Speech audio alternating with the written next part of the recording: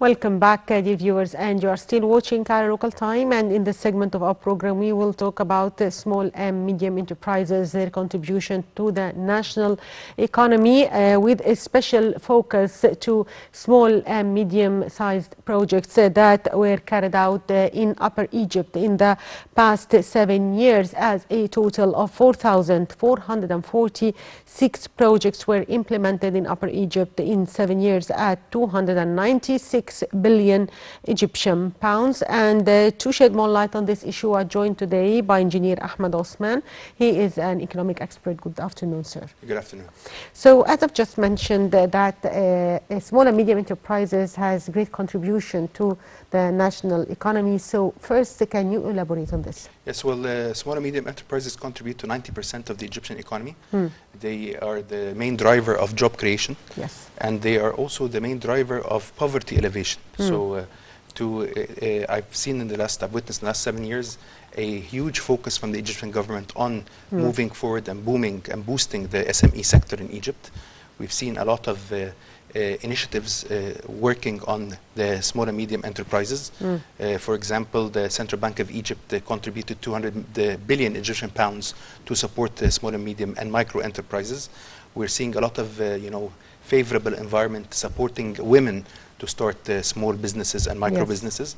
So I see that the direction the Egyptian government is supporting small and medium enterprises is very favorable, because this sector is the future of the world. The world in general has asked, the United Nations has asked to create 600 million jobs through small and medium enterprises globally. So we're going on the right track, similar to all developed and developing countries. Yes, we have countries like China that depends mainly on these small and medium enterprises in its economy. Actually, 80% of the global economy is driven by small and medium enterprises. Not only China, yes. Not only China, so it's Europe, it's the United States, it's Canada, it's Brazil, it's Argentina, it's Indonesia, and Egypt.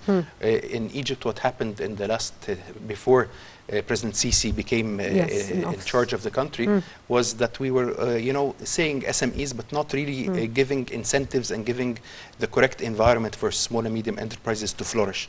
But now we're seeing really a lot of hands-on, real impact in this sector, in the whole of the country, in the south, in the Upper Egypt, in the north, in everywhere. There's a lot of, work in this area. We've seen in 2018 that the 2017, sorry, that the Egyptian government created MESMEDA, the Micro, Small and Medium Enterprise Development Agency, which is an entity supporting small and medium enterprise, and they have presence in all the governorates of Egypt. Yes.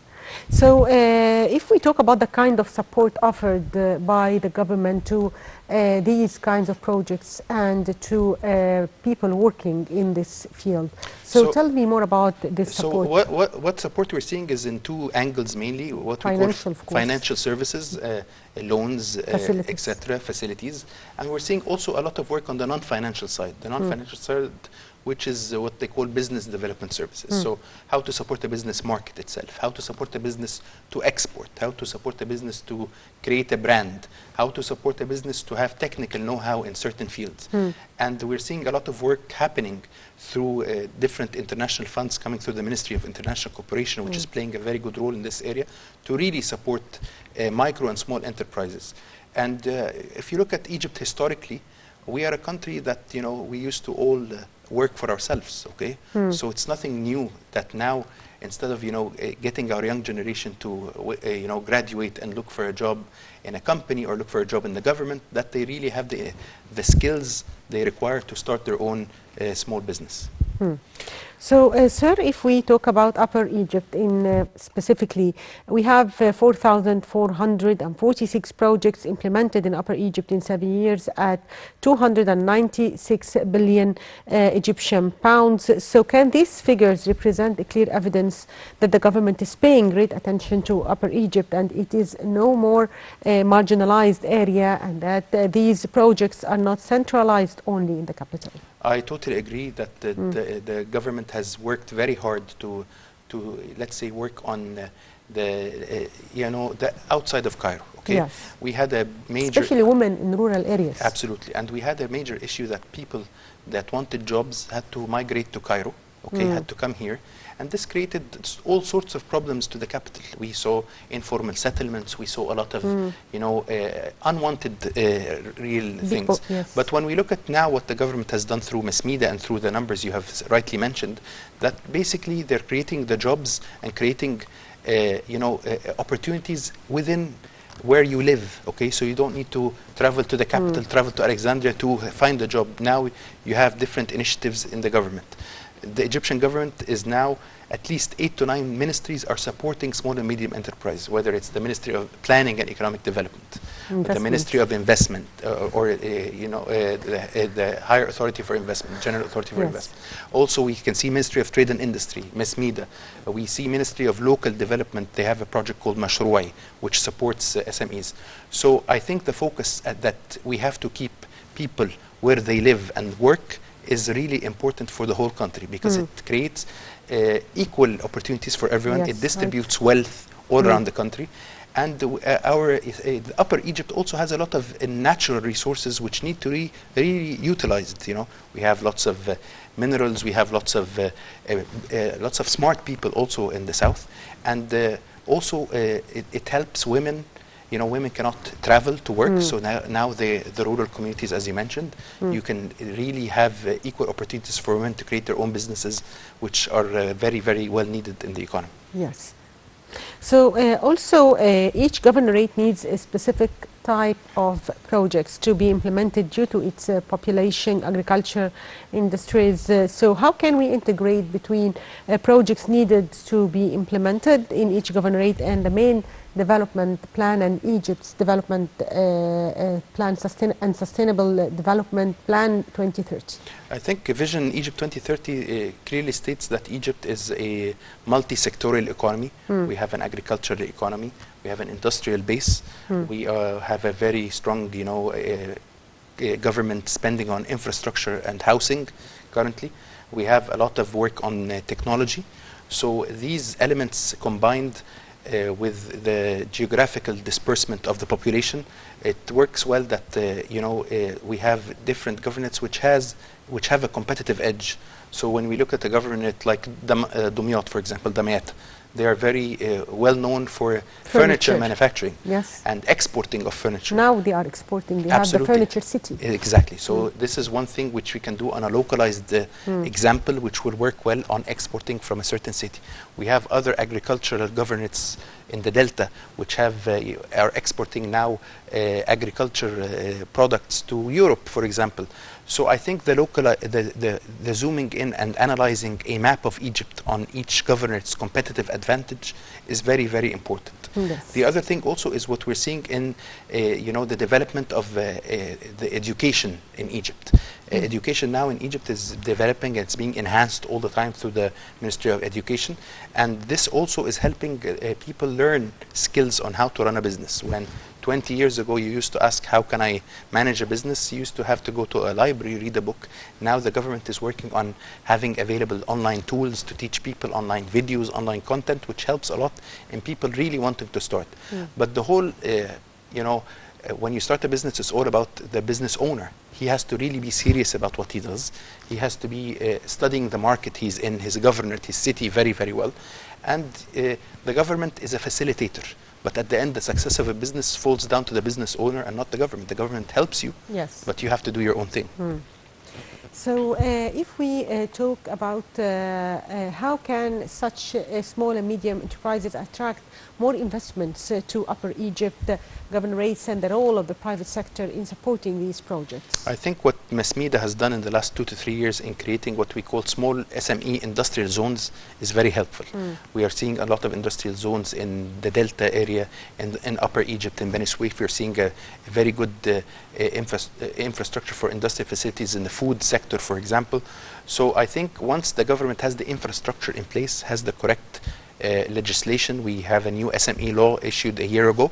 I think it will attract a lot of investment, because foreign investment and local investment, you know, want to go beyond investing in real estate. They want to invest in manufacturing. They want to invest in a product which can be exported, etc. We are also, because of our conditions in terms of climate, we are seeing record numbers in exporting agricultural products. Okay, so I think this is also an area of investment in SMEs to have small farms with now to be done. Lots of potential. Lots of potential. Also, the market is there. We're over 100 million people. Yes, true. So if you invest in a country where we consume a lot, it has good business returns. We are also a gateway, obviously, to the Middle East and Africa. So there is a potential for exporting to Middle East of Africa. So I think what we're doing in terms of creating the correct environment and platform is right. Now is the time to take it to the next level and become a real SME export hub to Africa in general. Yes.